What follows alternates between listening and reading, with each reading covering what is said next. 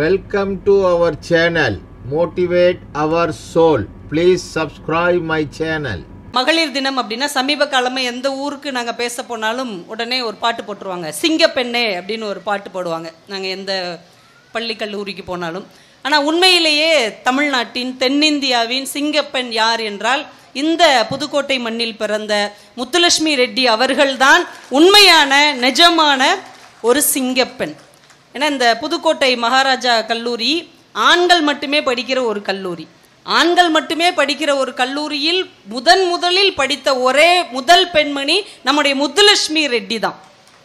எல்லா முதல்ங்கிற வார்த்தைக்கும் இந்த புதுக்கோட்டை மண் தன்னுடைய அடித்தளத்தை எடுத்து அவர்களுக்கு கொடுத்திருக்கிறது. தென்னிந்தியாவின் மருத்துவக் கல்லூரிக்கு போன தென்னிந்தியாவின் முதல் பெண்மணி அவங்க தான். சென்னையின் முதல் மருத்துவர் அவர்கள் தான்.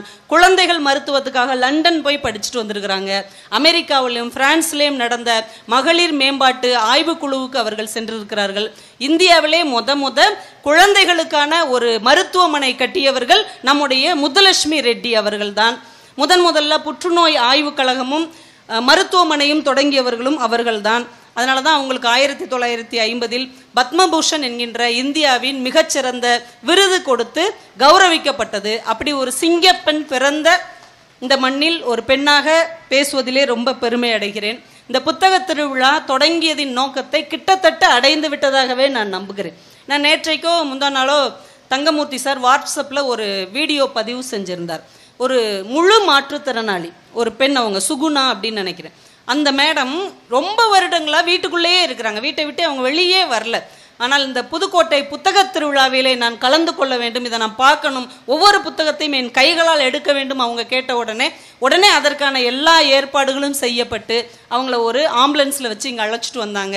அதை விட பெரிய ஆச்சரியம், இங்கே இருந்த பள்ளி குழந்தைகள் எல்லாம் ஓடி போய் அவங்கள கை கொடுத்து பாராட்டி வரவேற்றார்கள் இல்லையா.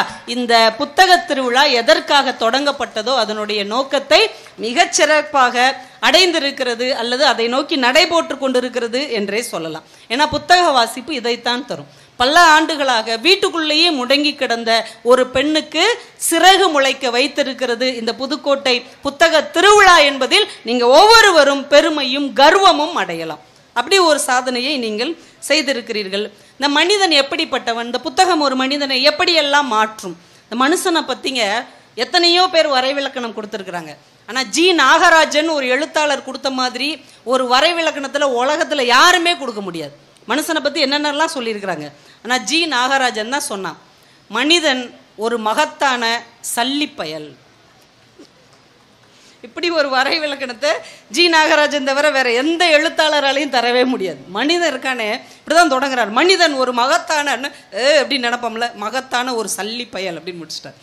ஆனால் மனிதன் மகத்தான சல்லிப்பயல் மட்டும்தானா? ஆண்டன் செக்கா ஒரு வார்த்தை மனிதர்களை பற்றி சொல்லுகிறார்கள்.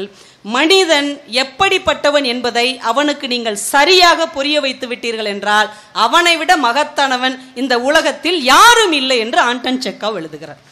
ஜி நாகராஜன் சொன்ன மகத்தான சல்லிப்பயலிலிருந்து மகத்தான மனிதன் என்கின்ற இடத்திற்கு ஒரு மனிதனை நகர்த்தி செல்லக்கூடிய பாலம்தான் புத்தகமும் வாசிப்பும் எழுத்துக்களும் என்பதை நாம் புரிந்து கொண்டோம் என்றால் இங்கிருந்து நம்ம அங்கே போயிடுவோம். நிறைய புத்தகங்கள்ல ஒரு வார்த்தை எழுதியிருப்பாங்க, புத்தகத்திற்காக நீங்கள் கொடுக்கிற தொகை செலவு அல்ல, அது மூலதனம், அது ஒரு முதலீடு அப்படின்னு சொல்லுவாங்க. அப்போ ஒரு விஷயத்துக்காக நீங்கள் மூலதனம் வைக்கிறீர்கள், ஒரு முதலீடு செய்கிறீர்கள் என்றால் அதுல இருந்து ஒரு வருமானம் வரணும் இல்லையா, ஒரு லாபம் வரணும் இல்லையா, ஏதாவது ஒரு வளர்ச்சி அடையணும் இல்லையா. அது நிச்சயமாக இங்கே ஏற்பட்டிருக்கிறது. இன்றைக்கு அடுத்த தலைமுறை குழந்தைகள், இந்த மேடையிலே நிறைய இளம் பெண்கள் இளைஞர்கள் வந்தார்கள். அடுத்த தலைமுறை பிள்ளைகள் மொபைல் போனை தூக்கி ஓரமா வச்சுட்டு புத்தகங்களோடு திரிகிறார்கள் இல்லையா. இதுதான் நீங்கள் போட்ட முதலீட்டுக்கு சரியான லாபமாக அவர்கள் நடைபோட்டு கொண்டிருக்கிறார்கள். அதனால ஒவ்வொரு முதலீட்டுக்கு பின்னாலும் இப்படி ஒரு சிறப்பான லாபம் இருக்கிறது என்பதை நம்ம மனதில் புரிந்து கொள்ள வேண்டும். ஒரு சீன பழமொழி தான் ரொம்ப அழகா சொன்னுச்சு, புத்தகத்துக்கு நீங்கள் செலவழிக்கிற காசை புத்தகம் வாங்குவதை தவிர வேற ஒரு நல்ல விஷயத்திற்கும் செலவழித்து விடவே முடியாது. நம்ம இதுக்கு செலவழிக்கிறத இதுக்கு செலவழிச்சிருக்கலாம், இவனுக்கு கொடுக்கறத அவனுக்கு கொடுத்துருக்கலாம், அது பெஸ்ட்னு சொல்லுவோம்ல. அது மாதிரி நீங்க புத்தகத்துக்கு கொடுக்குற காசை வேற எதுக்கும் கொடுத்து விட முடியாது. ஏன்னா அதுதான் தி பெஸ்ட். அதை விட உயர்ந்த ஒரு விஷயம் இந்த உலகத்திலேயே இல்லை. இன்னைக்கு ஆடிப்பெருக்கு எனக்கு தெரிஞ்ச ஒரு நகைக்கடை தம்பி வந்து எனக்கு ஃபோன் பண்ணார். அக்கா இன்னைக்கு ஆடி பெருக்கு, என்னப்பா செய்யணும் அப்படின்னு. இல்லை இன்னைக்கு நீங்கள் தங்கம் வாங்கினீங்கன்னா தங்கமாக பெருகும் அப்படின்னார். எனக்கு ரொம்ப ஆச்சரியமாக இருந்தது. எப்பயுமே ஒரு தொழில் நடத்துகிறவங்க அப்படி தான் இருக்கணும். எதையாவது ஒன்று சொல்லி நம்முடைய தொழிலை முன்னேற்றுவதற்கு முயற்சி செய்யணும். ஆனால் எந்த ஒரு பதிப்பாளராவது எந்த ஒரு புத்தகத்தை அந்த அச்சிடுகிறவராவது வாசகர்களுக்கு ஃபோன் பண்ணி இன்னைக்கு ஆடி பெருக்கு, இன்னைக்கு நீங்கள் புத்தகம் வாங்கினீர்கள் என்றால் அறிவு வளரும், இன்னைக்கு நீங்கள் புத்தகம் வாங்கி படித்தீர்கள் என்றால் ஞானம் மலரும் என்று யாராவது சொல்லியிருக்காங்களா? அக்ஷய திருதியைக்கு நகை வாங்குங்க பணம் சேருன்னு சொல்றாங்க. சரஸ்வதி பூஜைக்கு புத்தகம் படிங்க அறிவு கூடும் என்று யாராவது சொல்லுகிறோமா? அப்படி ஒரு கால மாற்றத்தை நாம் ஏற்படுத்த வேண்டும். இன்னைக்கு ஆடி பெருக்கு வந்திருக்கிறவர்கள் எல்லாம் இதுவரைக்கும் எத்தனை புத்தகம் வாங்கினீர்களோ அதை விட 2 மடங்கு 3 மடங்கு புத்தகங்கள் வாங்கி கொண்டு போய் உங்கள் சொந்த பந்தங்களுக்கும் நண்பர்களுக்கும் கொடுங்கள். இன்னும் அவங்க வாழ்க்கை மிக பெரியதாக ஆடியிலே பெருகட்டும் என்று வாழ்த்தி கொடுங்கள். புத்தகங்களை இனிமே கொடுங்க எதுக்கு எடுத்தாலும். ஏன்னா ஒரு புத்தக வாசிப்பாளராக ஒரு வியாபாரி இருந்தாங்கன்னா எப்படிங்க இருக்கும்? ஒரு புத்தக வாசிப்பாளராக ஒரு வியாபாரி இருந்தால் எப்படி இருக்கும் நீங்கள் யோசிச்சு பாருங்க. தஞ்சாவூரில் கலெக்டர் மேடம் வர்றாங்க, நீ பாருங்கம்மா. தஞ்சாவூரில் பூக்கார தெரு அப்படின்னு ஒரு தெரு இருக்குதான். அங்கே காஜா மொய்தீன் அப்படின்ற ஒருத்தர் பழக்கடை வச்சிருக்கிறார். அவர் கடைக்கு பேர் தோழர் பழக்கடை. அவர் கம்யூனிஸ்ட சிந்தனையில் சித்தாந்தத்தில் ரொம்ப ஆர்வமும் அக்கறையும் உடையவருங்கிறதுனால அவர் கடைக்கு தோழர் பழக்கடை அப்படின்னே பேர். அந்த மனிதர் என்ன பண்றாரு, அவர் கடைக்கு யார் பழம் வாங்க வந்தாலும் அவர்களுக்கு அவங்க வயதுக்கு ஏற்றபடி அவங்களுடைய ரசனைக்கு ஏற்றபடி பழங்களோடு சேர்ந்து புத்தகங்களை பரிசாக தருகிறார். என்ன ஆச்சரியம் பாருங்களேன்.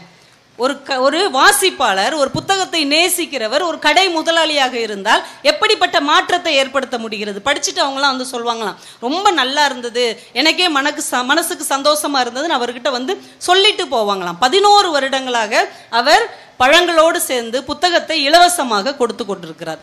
நான் நினைத்து பார்க்கிறேன், அவர் விற்ற பழங்கள் சாப்பிடலைன்னா அழுகி போயிடும், இல்லை சாப்பிட்டாங்கன்னா அதோட பயன்பாடு முடிஞ்சிடும். ஆனால் அந்த பழத்தோடு அவர் கொடுத்த ஒவ்வொரு புத்தகமும் ஒரு விருட்சம் போல வேர் விட்டு கிளை விரித்து இந்த சமுதாயத்திற்கு பயன்பட்டு கொண்டிருக்கிறது என்றால், ஒரு வாசிப்பாளன் முதலாளியானால், ஒரு வாசிப்பாளன் ஒரு தொழில் தொடங்கினால் அங்கே எவ்வளவு பெரிய மறுமலர்ச்சியை ஏற்படுத்த முடியும் என்று அந்த மனிதர் நிரூபித்திருக்கிறார்.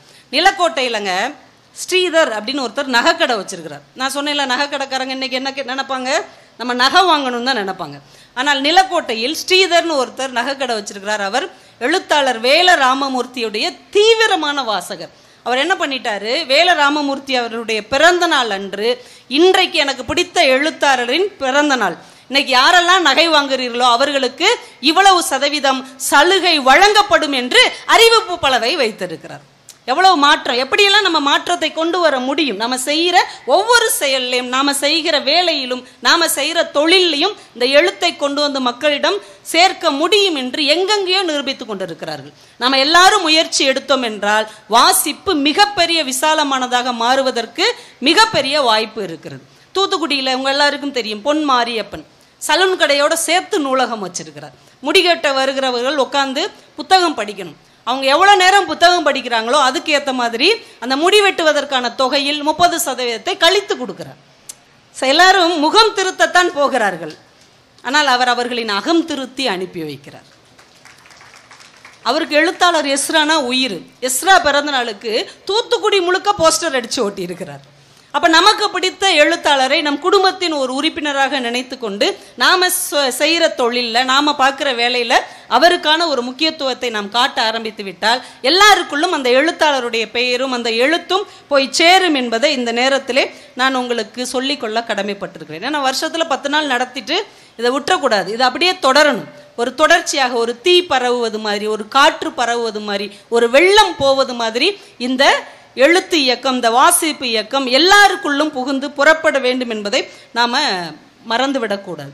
இன்னொரு விஷயம், ஒரு தொழிலாளியோ ஒரு சாதாரண வேலையில் இருக்கிறவரோ வாசிப்பாளராக இருந்தாலே இப்படி ஒரு மாற்றத்தை ஏற்படுத்த முடியுது. ஒரு எழுத்தாளர் அதிகாரியா இருந்தார்னா, ஒரு படைப்பாளி ஒரு அதிகாரியா இருக்கிறார், அப்ப என்ன நடக்கும்? ஏர்வாடி ராதாகிருஷ்ணன் ஐயா உங்க எல்லாருக்கும் தெரியும், இப்ப அவருக்கு 76 வயசு. கவிதை உறவுன்னு ஒரு மிகச்சிறந்த இதழ் அவர் நடத்திக்கிட்டு வர்றாரு.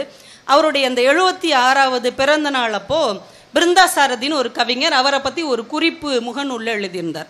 ஏர்வாடி ராதாகிருஷ்ணன் ஐயா ஒரு வங்கியில தான் முத பணியாற்ற போயிருக்கிறார். ஒரு வங்கியில ஒரு சின்ன அதிகாரியா போயிருக்கிறார். அவருக்கு கொடுத்த வேலையே என்ன அப்படின்னா, இந்த கடன் வாங்கிட்டு திருப்பி கொடுக்காம இருப்பாங்க பாருங்க, லோன் வாங்கிட்டு திருப்பி கொடுக்காதவங்க, அதுல வரா கடன் இருக்கிற அந்த லிஸ்ட்டை கொடுத்துட்டாங்க. இது வரவே வாய்ப்பு இல்லை அப்படிங்கிற ஒரு லிஸ்ட்டை கொடுத்து இதை எப்படியாவது நீங்க கலெக்ட் பண்ணிட்டு வாங்க அப்படின்னு அனுப்பிட்டார். அதுல உள்ள பேர் உள்ளவரை போய் இவர் போய் பார்க்குறார். அந்த மனுஷன் ஒரு பிரிண்டிங் ப்ரெஸ் வைக்கிறதுக்காக லோன் போட்டிருக்கிறார், ஒரு அச்சகம் வைக்கிறதுக்காக லோன் போட்டிருக்கார். ஆனால் அந்த லோன் பணம் அந்த அச்சக எந்திரத்துக்கு மட்டுமே சரியா போச்சு. இன்னும் மின்சார கனெக்ஷனுக்கு மற்ற பொருட்கள் வாங்குறதுக்கு பணம் இல்லாதனால என்னால் ஒன்றுமே பண்ண முடியலைங்க, என்னால் கடனையும் திருப்பி கட்ட முடியல, இந்த அச்சகத்தையும் நடத்த முடியல, என்ன செய்யன்னு தெரியாமல் நான் முழிச்சிட்டு இருக்கேன்னார். இப்போ இந்த வங்கி அதிகாரியாக இருக்கிறவர் என்ன செய்யணும்? அவர் அதிகாரியாக இருந்தால் மட்டும் என்ன செய்யணும்? அதிகாரியாக மட்டுமே இருந்தால் அவர் என்ன செய்யணும்? நீ என்னமும் பண்ணு, அதை பற்றி எங்களுக்கு கவலை இல்லை, பணத்தை ஒத்த வரியில கட்டு அப்படின்னு சொல்லணும் இல்லைங்களா? இல்லைன்னா அந்த எந்திரத்தை தூக்கிட்டு வந்துடணும்.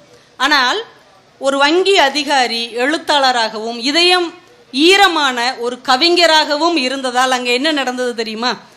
ஏர்வாடி ராதாகிருஷ்ணன் ஐயா தன் கையில் இருக்கிற பணத்தை தன் நண்பர்களிடமிருந்தெல்லாம் பணத்தை கலெக்ட் பண்ணி, கவிஞர் ஐயாவுக்கு வணக்கங்கய்யா வணக்கம், தன் நண்பர்கள்ட்ட எல்லாம் பணம் வாங்கி எவ்வளவு அவருக்கு அந்த அச்சகத்தை நடத்துறதுக்கு பணம் தேவைப்படுமோ அந்த பணத்தை எல்லாம் தயார் பண்ணி அவருக்கு கொடுத்துட்டார். இப்போ அச்சகம் ரெடி ஆயிடுச்சு. இப்போ புத்தகம் அச்சடிக்கணும்ல, இவருடைய கவிதை புத்தகத்தை புஸ்தகமாக அவர் கொடுக்குறார். கொடுத்து இதை அச்சடிங்க அப்படின்னு கவிதை எழுதி புஸ்தகம் இவருடைய கவிதை புத்தகம். இப்போ அச்சகம் செயல்பட ஆரம்பிச்சிருச்சு, அதற்கு முதல் போனியும் கிடைச்சிருச்சு. இப்போ அவருக்கு லாபம் வர ஆரம்பிக்கிறது. அந்த மனிதர் கொஞ்சம் கொஞ்சமாக வரவே வராது என்று வங்கி நம்பிய கடனை அடைத்தே விட்டார். இப்போ வங்கி அதிகாரிக்கும் சந்தோஷம், கடன் வாங்கிய மனிதருக்கும் சந்தோஷம். ஒரு எழுத்தாளன், ஒரு படைப்பாளி, ஒரு கவிஞன் அதிகாரியாகவும் இருந்தால் இப்படி ஈரமான செயல்கள் இந்த மண்ணில் நிறைய நடக்கும் என்பதற்கு ராதாகிருஷ்ணன் ஐயா வாழ்க்கையில் நடந்த இந்த சம்பவம் ஒரு எடுத்துக்காட்டாக இருக்கிறது. இதற்குத்தான் வாசிப்பு தேவை. நீங்க எந்த பணியிலும் இருங்க, எந்த வேலையிலும் இருங்கள், எந்த துறையிலும் இருங்கள், ஆனால் சிறந்த வாசிப்பாளராக இருந்தால் உங்களுக்குள் இருக்கிற அதிகாரியை முந்திக்கொண்டு உங்களுக்குள் இருக்கக்கூடிய அந்த மனிதநேயவாதி வெளியில் வருவான். அந்த மனிதநேயம் உலகெங்கும் விதைக்கப்படும். அந்த உலகெங்கும் விதைக்கப்படுகிற மனிதநேயம் தான் இந்த உலகத்தை ஒரு அழகான, வன்முறையற்ற, சகிப்புத்தன்மை நிறைந்த, எல்லோரையும் அரவணைத்து போகிற, ஜாதி சமய பாகுபாடற்ற ஒரு சமூகத்தை மலர்விக்கும் என்பதுதான் உண்மை. அதனால நீங்க என்னங்க இப்படி இருக்கீங்க, வாசிக்கிற எல்லாருமே, படிக்கிற எல்லாருமே, படைப்பாளியாக இருக்கக்கூடிய எல்லாருமே நாம் செய்கிற செயல்களில் இந்த எழுத்துக்களை, இந்த வாசிப்பு தன்மையை கொண்டு வந்து விட்டோம் என்றால் இந்த வாழ்க்கை மிக சிறப்பாக இருக்கும். ராதாகிருஷ்ணன் ஐயா எழுதின ஒரு சின்ன கவிதை.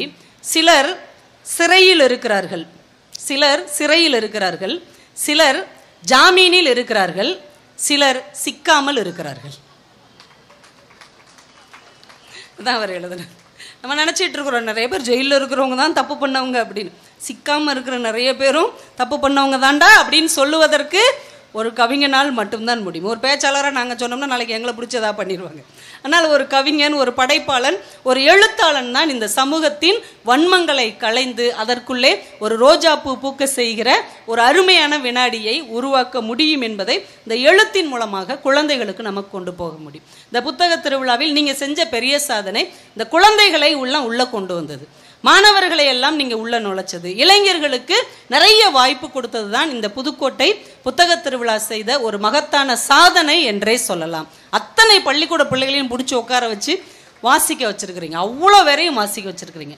ஆரம்பத்தில் அவங்க பிடிச்சோ பிடிக்காமல தான் வந்து உட்காந்துருப்பாங்க, பிடிச்சோ பிடிக்காம தான் வாசித்திருப்பாங்க. ஆனால் வாசிக்க வாசிக்க அந்த கதையோ, அந்த கவிதையோ, அந்த நாவலோ அவர்களை உள்ளே இழுத்து கொண்டு ஆலிஸின் ஒரு புதிய உலகம் மாதிரியான ஒரு புத்தம்புது உலகத்தை அவர்களுக்கு தரும். இதை குழந்தைகள்கிட்ட இருந்து தான் நம்ம தொடங்கணும். இனிமேல் வயசானவங்களை நம்மளால மாற்றவும் முடியாது, மாற்றி பிரயோஜனமும் இல்லை, ஒன்றும் செய்ய முடியாது. ஆனால் குழந்தைகளை நாம் மாற்ற முடியும். ஏன்னா குழந்தைகளுடைய உலகம் ரொம்ப அழகானது, வெள்ளந்தியானது, கள்ளம் கபடம் மற்றது, இன்னும் மானுட குலத்தின் மோசமான கரைகள் இல்லாத ஒரே உலகம் குழந்தைகளின் உலகமாகத்தான் இருக்கிறது. அதனால குழந்தைகளின் உலகத்திலிருந்து இந்த வாசிப்பை தொடங்குவது ரொம்ப சரியான விஷயம். பிகாசோ எழுதின வார்த்தை பென்சில் அப்படிங்கிற வார்த்தை. அவர் எழுதும் போது பென்சில்னு எழுதியிருக்கிறார். பிற்காலத்தில் அந்த பென்சிலை வைத்து வரையக்கூடிய மிகப்பெரிய ஓவியராக அவர் வந்திருக்கிறார். அதனால் அந்த குழந்தை பருவத்தில் அவங்க மூளைக்குள் எது நுழைகிறதோ அதுதான் நாளைக்கு வெளியே வரும் என்பதால் இந்த புத்தகத்தை எப்படியாவது குழந்தைகளிடம் திணித்து விடுங்கள். அது ஒரு இனிப்பான விஷயமாக திணித்து விடுங்கள். அதுக்கப்புறம் வருகிற எல்லா செயல்களும் நல்ல செயல்களாக நிச்சயமாக இருக்கும். அந்த குழந்தைகள்கிட்ட நம்ம கற்றுக்க வேண்டிய ஒரு விஷயம் என்ன தெரியுமா? இப்போ நாளைக்கு எனக்கு பிறந்த நாள்னா நான் என்னங்க சொல்வேன்? நானே ஏன் பிறந்தேன்னு தெரில மேடம், இப்படி தான் நான் சொல்லுவேன். சில பேர் சொல்லுவாங்க எனக்கு நாளைக்கு பர்த்டே அப்படிம்பாங்க. ஆனால் குழந்தைகள், ஒட்டுமொத்த குழந்தைகளையும் நீங்கள் பாருங்க, நாளைக்கு எனக்கு ஹாப்பி பர்த்டேன்னு சொல்லுவாங்க. கவனிச்சிருக்கிறீங்களா? வர்ற 15ஆம் தேதி எனக்கு ஹாப்பி பர்த்டே அப்படிம்பாங்க. ஏன்னா தான் பிறந்தது மகிழ்ச்சியானது என்று குழந்தைகள் மட்டும்தான் நம்புகிறார்கள். நம்ம யாருக்கும் நம்பிக்கையே கிடையாது. நான் ஏன் பிறந்தேனே எனக்கு தெரில, நான் ஏன் பிறந்தேங்கிறது என் கூட இருக்கிறவங்களுக்கே பிடிக்கலை, நான் எப்படா போய் சேருவேன்னு என் எதிரிகள்லாம் காத்துக்கிட்டு இருக்காங்க. இப்படித்தான் நம்மளுடைய சிந்தனை இருக்கும். ஆனால் குழந்தைகளுடைய சிந்தனை மட்டும்தான் என்னுடைய பிறப்பு மகிழ்ச்சியானது என்று நம்பிக்கொண்டு இருக்கிறார்கள். அந்த குழந்தைகளில் இருந்து தான் இதை நாம் தொடங்க வேண்டும். குழந்தைகளுடைய சாயல் பற்றி ஒரு கவிதையை தங்கமூர்த்தி சார் ரொம்ப அழகாக எழுதியிருப்பார். எந்த ஒரு குழந்தையும் நம்ம போய் ஈஸியாக கொஞ்சிட்டு வந்துடவே மாட்டோம். மனுஷன்ற உள்ள ஒரு கெட்ட பழக்கம் என்னென்னா, நம்மளுடைய சிந்தனையை பூரா அங்கே தான் போய் கொட்டுவோம். குழந்தை அவங்க அம்மா மாதிரி இருக்கா, அப்பா மாதிரி இருக்கா, யார் மாதிரி இருந்தால் இப்போ நீ என்ன பண்ண போகிற? அம்மா மாதிரி இருந்தால் 500 ரூபா கூட கொடுக்க போறியா, இல்லை அப்பா மாதிரி இருந்தால் 200 ரூபா குறைச்சி கொடுக்க போறியா? அதே 2 ஆப்பிள் பழம் 2 ஆரஞ்சு பழம் இதை தானே கொடுத்துட்டு வர போகிறோம். இல்லைனா அந்த எப்பயுமே ரெடிமேடாக வச்சுருப்பாருங்க வருங்க, அந்த சட்டையை கொடுத்துட்டு வந்துடுவோம். அந்த சட்டையை 3 வருஷம் ஆனாலும் அந்த குழந்தைக்கு போடவே முடியாது. அந்த 3 வருஷம் ஆகும்போது அந்த ட்ரெஸ்ஸு தொலைஞ்சு போயிடும். அதை கொடுத்துட்டு தான் நம்ம வரப்போகிறோம். இது எப்படி இருக்குது? நாத்தனார் மாதிரி இருக்கா, மாமியார் மாதிரி இருக்கா, கொத்தனார் மாதிரி இருக்கான்னு 1008 குறை அங்கே உட்காந்துக்கிட்டு. மூக்கு இப்படி இருக்குது, காது இப்படி இருந்தால் பெரிய கொடக்காதாக இருந்தால் அவன் மாதிரி வருவான், வாய் இப்படி இருந்தால் இவங்கள மாதிரி வருவாங்கன்னு வச்சு செய்கிறது. ஆனால் குழந்தை உண்மையில் யாருடைய சாயலில் இருக்கிறது என்பதற்கு தங்கமூர்த்தி சார் ஒரு அழகான கவிதை எழுதியிருக்கிறார். பிறந்த குழந்தை யார் சாயலில் என்ற ஆராய்ச்சியில் ஆளுக்கு ஒரு சாயலை அப்பியபடி கொஞ்சுகிறார்கள். ஆளுக்கு ஒரு சாயலை சொல்லி சொல்லி அந்த குழந்தை எல்லாரும் கொஞ்சுகிறார்கள். பால் அருந்தும் குழந்தை ஒரு முறை திரும்பி பார்த்து சிரிக்கிறது கடவுளின் சாயலில். குழந்தை யார் சாயலில் இருக்குது? கடவுளின் சாயலில் இருக்கிறது. ஒரு படைப்பாளனின் சாயலில் தான் அந்த குழந்தை பூமிக்கு வருகிறது. நம்ம சாயலையும் சாயத்தையும் அதற்கு பூசிவிட்டு அந்த குழந்தையுடைய எதிர்காலத்தோடு சேர்ந்து தேசத்தின் எதிர்காலத்தை நம்ம குழப்பி விடுகிறோம். குழந்தைகளாகவே வளர்ந்தார்கள் என்றால் இந்த வாழ்க்கை எவ்வளவு அழகானதாக இருக்கும், எவ்வளவு சிறந்ததாக இருக்கும். அதற்குத்தான் இந்த எழுத்துக்கள் ரொம்ப அதிகம் தேவைப்படுகிறது. ஒரு கவிஞர் எழுதுனாங்க, குழந்தைகள் வரையும் ஓவியத்தில் இடது பக்கம் சூரியன், வலது பக்கம் நிலா. நிலா இருக்கும்போது சூரியன் வர முடியுமா? சூரியன் இருக்கும்போது நிலா வர முடியுமா? ஆனால் குழந்தைகள் வரைகிற ஓவியத்தில் எல்லாமே வரும். எல்லாமே சாத்தியப்படுத்த குழந்தைகளால் மட்டும்தான் முடியும். குழந்தைகள் வீடு படம் வரையும் போது பார்த்துருக்கீங்களா? வீடு வரேன்னு சொல்லி ஒரு பேப்பர் கொடுங்க, வெறும் வீட்டை எந்த குழந்தையும் வரைவதே இல்லை. அந்த வீட்டுக்கு பக்கம் ஒரு மரம் இருக்கும், அந்த வீட்டுக்கு முன்னாடி நதி இருக்கும். பார்த்துருக்கீங்களா? வீட்டுக்கு முன்னாடி எப்படி நதி வரும்? அந்த சாத்தியத்தை எப்படிலாம் யோசிக்கவே மாட்டாங்க. வீட்டுக்கு முன்னாடி நதி ஓடும், வீட்டுக்கு பக்கத்தில் ஒரு மரம் இருக்கும், இடது பக்கம் பூச்செடி இருக்கும், பின்னாடி ஒரு உதிக்கிற சூரியன் இருக்கும், முன்னாடி ஒரு நிலா இருக்கும், அந்த நதியில் ஒருத்தர் படகுல போய்கிட்டு இருப்பார் வீட்டுக்கு முன்னாடி. இந்த கற்பனைகள் எல்லாம் உலகத்தின் எந்த ஆச்சரியங்களும் அற்ற கற்பனைகள் தான் குழந்தைகளின் வெள்ளந்தியான உலகத்தில் நிறைந்து இருக்கிறது. இதை குறையாமல் பார்த்து கொள்ள வேண்டும் என்றால் அவர்களுக்கு இந்த வாசிப்பை, எழுத்தை கொண்டு போய் சேர்க்க வேண்டும். இன்னொரு முக்கியமான விஷயம், குழந்தைகள் வரைகிற வீட்டுக்கு தாழ்பாலே கிடையாது. எங்கேயாவது தாழ்பால் போட்டு பூட்டு போட்டு குழந்தைங்க வரைஞ்சிருக்காங்களா? சாவி எங்கேயாவது ஒழிச்சு வச்சிருக்காங்களா? கிடையாது. ஏன்னா குழந்தைகளுடைய வீடு திறந்த புத்தகம் மாதிரி எல்லாருக்கும் பொதுவானது. யார் வேணாலும் அந்த வீட்டுக்கு வரலாம், தங்கலாம், சாப்பிடலாம், படிக்கலாம், நிம்மதியாக வாழலாம். இப்படி ஒரு அழகான உலகத்திற்கு சொந்தக்காரராக இருக்கிற பிள்ளைகளைத்தான் நம்ம பிடிச்சி இழுத்துட்டு வந்து நீ அதைப்படி இதைப்படி, அவங்களாகணும் இவங்களாகணும் அப்படியாகணும் என்று நாம் மாற்றி கொண்டிருக்கிறோம். இந்த குழந்தைகளின் உலகம் எவ்வளவு அழகானது அப்படின்றதுக்கு அம்சப்பிரியா ஒரு சின்ன கவிதை சொல்லியிருப்பார். அவர்கள் அதிசயாவிடம் ஒரு ஆப்பிள் துண்டை கொடுத்தார்கள். ஒரு குட்டி பாப்பாட்ட ஆப்பிள் துண்டு கொடுக்குறாங்க. ஆனால் அந்த பாப்பா ஆப்பிள் துண்டை வச்சுக்கிட்டு உஷாவுக்கு கொஞ்சம், விசாலாட்சிக்கு கொஞ்சம், மீனாட்சிக்கு கொஞ்சம், பிரியாவுக்கு கொஞ்சம் என்று அவள் அதை காக்கா கடி போட்டுக்கொண்டே இருந்தாள். இப்போது ஆப்பிள் துண்டு ஆப்பிள் தோட்டமாக மாறிக்கொண்டிருந்தது. ஒரு துண்டு ஆப்பிள், ஆனால் ஒவ்வொருத்தங்களுக்காக இவ கடிச்சு கொடுக்க கொடுக்க அது அன்பின் ஆப்பிள் தோட்டமாக மாறிக்கொண்டே இருக்குது. குழந்தைகள் உலகம் எவ்வளவு அழகானது. 2 பெரியவங்க நின்று பேசிக்கிட்டு இருந்திருக்கிறாங்க. ஒரு குழந்தை பார்க்குறதுக்கே கருப்பாக பரட்டத்தலையோட உடம்பு முழுக்க மண்ணாக உருண்டு விளையாடிக்கிட்டு இருக்கு. ஒருத்தர் சொல்லியிருக்காரு, அந்த பிள்ளை ஏன் இப்படி இருக்குது அப்படின்னு. பக்கத்தில் அவர் சொல்கிறார், அப்படிலாம் சொல்லாதீங்க, உலகத்திலே அழகான குழந்தை தான் இந்த குழந்தை தான் அப்படின்னு இருக்கார். எப்படி எவ்வளோ அடித்து சொல்கிற, ஏன்னா இது ஏன் குழந்தை அப்படின்னு இருக்கார். உலகத்தில் எல்லா பெற்றோர்களுக்கும் தங்கள் குழந்தை தான் அழகானவர்கள். தாகூர் ஏதோ ஒரு விருது வாங்குறதுக்காக மேடைக்கு போகிறாராம். கூட்டமே அவரை ஆர்வமாக கவனிச்சிட்டு இருக்கிறாங்க. ஒரு குழந்தை அது பாட்டுக்கு சிரிச்சிருக்குது. அவங்க அம்மா சொல்லியிருக்காங்க, அமைதியார் தாகூர் விருது வாங்க போகிறார்.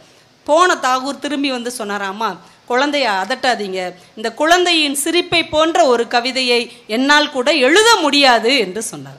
இப்போ குழந்தையின் சிரிப்பை தொலைத்து விட்டு தான் நாம் என்னென்னத்தையோ வாங்கி கொண்டிருக்கிறோம். அந்த அழகான சிரிப்பை தொலைக்காத எழுத்துக்களை நாம் அவர்களுக்கு பரிசாக தர வேண்டும் என்று நாம் இந்த நேரத்தில் முடிவு செய்து